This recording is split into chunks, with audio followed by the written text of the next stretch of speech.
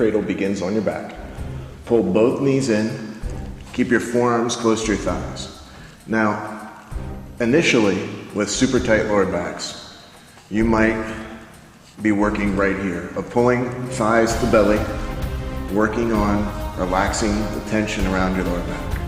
But eventually, what you want to do is, as your knees go down, use the elbow lock to bring your shoulder blades off the ground. Then pull your thighs back to your chest, lift your mid-back off the mat, legs down, lower back flat, elbows locked, shoulder blades up.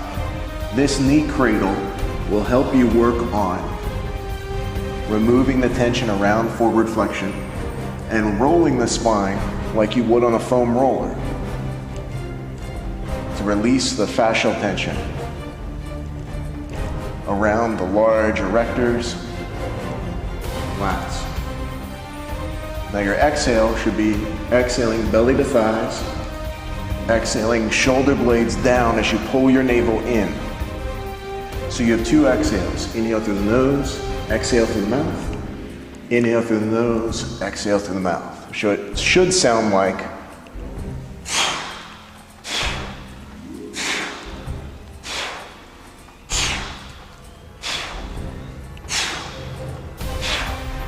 now initially, that may be all you have, and if you have tight lower backs, no matter what your skill level, this may be where you're starting out for the first 10 seconds. But eventually, you want to round that lower back. To use the knees coming forward, elbows locked, abdominal crunch, thighs coming upward, middle back lift.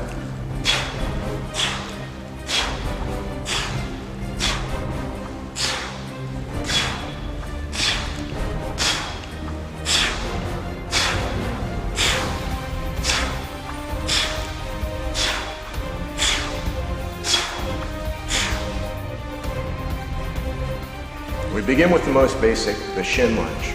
You're starting kneeling with your toes underneath. You're going to step forward, drop the hip down, not roll the knee forward, so the heel should stay on the floor. You should be mid-foot balance.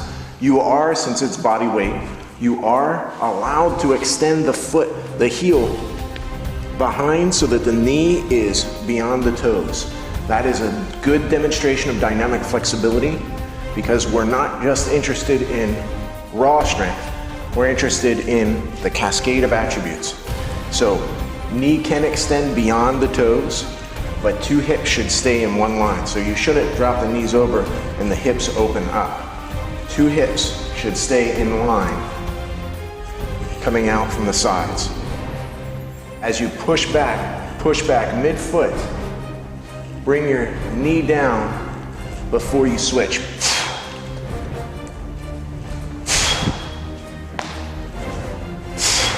So at this level, at level 1, you're working on developing the range of motion. Two hips in one line, mid-foot balance, knee extends, hips drop down. Keep your arms in as good practice, because as we develop through this series, we're going to be working on placing the hands down. So as you exhale, come back. Exhale the depth, dropping hips down.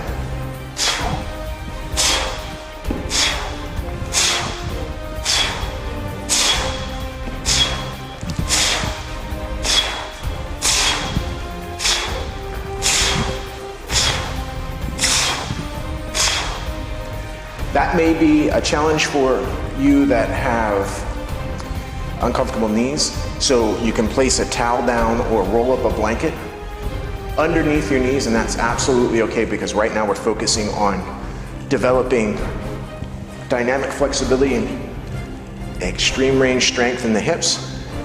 That's why this basic version is so critical. So you can place a blanket or towel underneath these knees,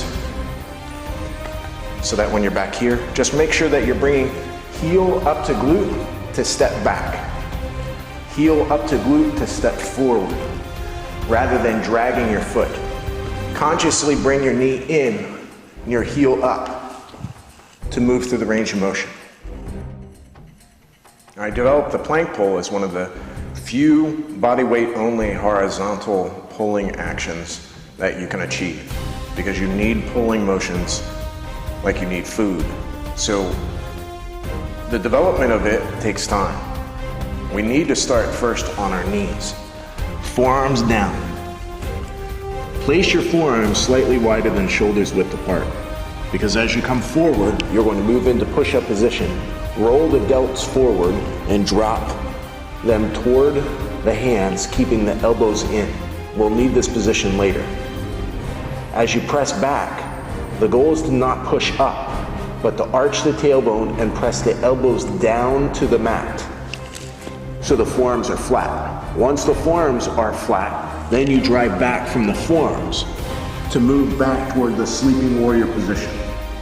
It's important to drop forehead down to the mat, rotate the shoulder blades up, then drop elbows down and pull with the elbows forward until the belly goes flat, hips down, delts roll down, elbows pinched so the inner arms are touching the ribs. Arch the tailbone, press forearms flat, come all the way back. When you're pressing back, make sure that you're pressing straight back so that you move into the sleeping warrior position and pull with palms, forearms, elbows pinch to flat position. We should be working with an exhale of on the pull. Exhale back. Exhale back. So you're exhaling on the pull, exhaling on the push, but the push is an upward push. You're not pressing up, and this is the mistake that many of us will make, and this is why people end up having such a difficult time with the plank push knee, is because they press up and back. We're working on pulling up and pressing back, forearms down.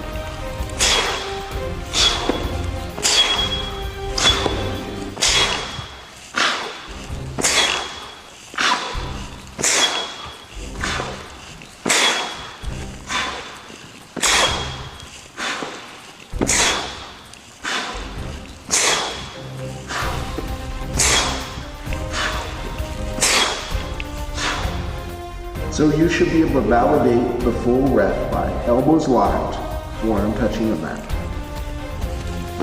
Delts down, belly down, hips down. In the sit behind twist, we're working on firing one leg through so that top leg is overlacing the extended leg. We're going to rotate until our forearm touches our thigh, belly to thigh.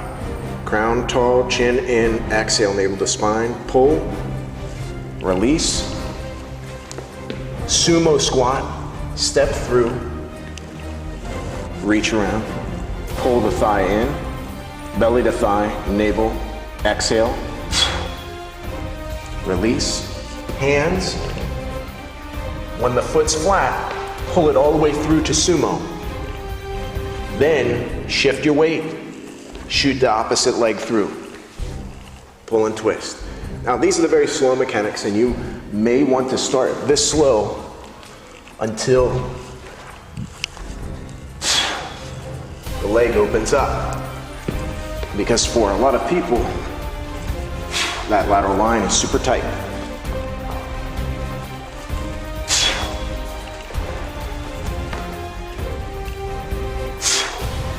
Then, as you can see, you're adding a quick transition, gliding forward, and that is going to put the pressure onto the arms for a moment. So as you come forward, you're stabilizing almost in a handstand position to extend and switch legs, threading through. So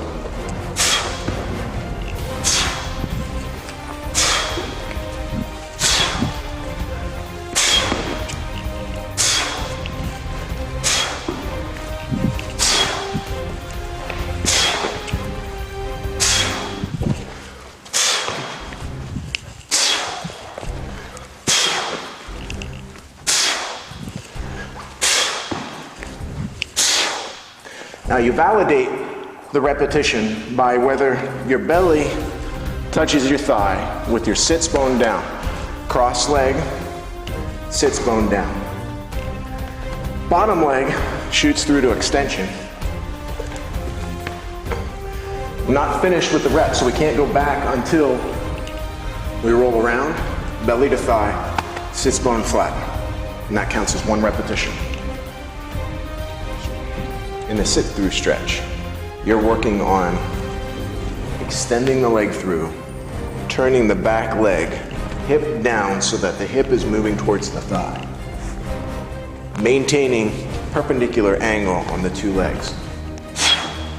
Rotate out, place foot flat, and that gives you the ability to move between this palm and this foot to retract this leg.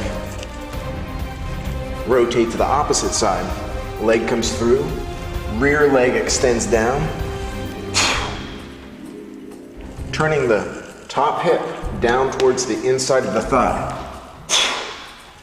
That frees this internal range of motion, the lateral line, so that you're able to sit through faster.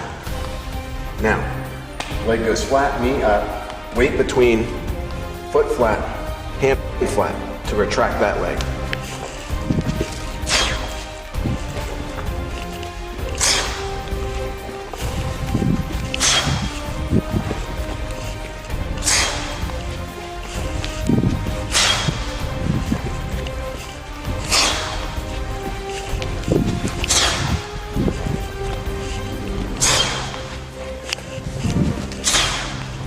So the way you validate a repetition is if the rear laces go down, because you can't initially make them place their hip down because of restricted range of motion, but if the laces are down, then gravity is pulling this down.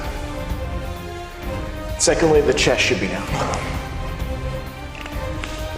Leg comes up, retract to the other side. Both sides equal 1 rep.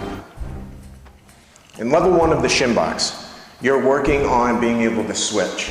So if you have significant lift where this is so tight that you can't place this down and sit without distortion, without roll of the spine, bending to the side, then you want to work at this primary level until you can feel at least the cheek of the back leg touching the mat. Eventually you want to feel the bone sitting there as well. So the basic level is to work on hand down switch. As you come back, you're going to be working into the back corner. So imagine that your glute is coming towards this back foot. Release.